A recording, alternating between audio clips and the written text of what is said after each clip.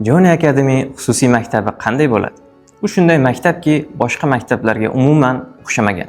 Bu yerda o'quvchilar nafaqat natija uchun harakat qiladi, balki o'z qiziqishlarini, talantlarini topishga ham, hattoki o'ziga yoqadigan kasbni topishga ham yordam beriladi. Bu maktab meni ta'lim tizimidagi 10 yillik tajribamda ko'rgan muammolarga yechim sifatida ochilyapti. Bu shunday maktabki, bolalarni maktabga yugurib kelishini, yaxshi ko'rib kelishini ko'rish uchun qilinyapti.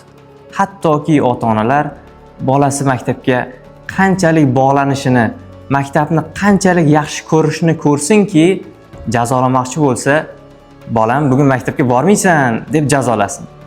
Chunki maktab bu bola uchun eng qiziq, eng kelgisi keladigan, eng borishni xohlaydigan joy bo'lsagina, u yerda haqiqiy ilm bo'ladi. Chunki ilm bu qiziqish jarayoni, ilm bu o'rganish jarayoni. Bola o'zi ilmga tabiiy qiziqadi. Bu repetitor maktab emas, bu hayotga tayyorlaydigan maktab. Ertaga universitetga bitirgandan keyin ham hayotda o'z yo'lini topib ketishga jon kuydiradigan maktab bo'ladi.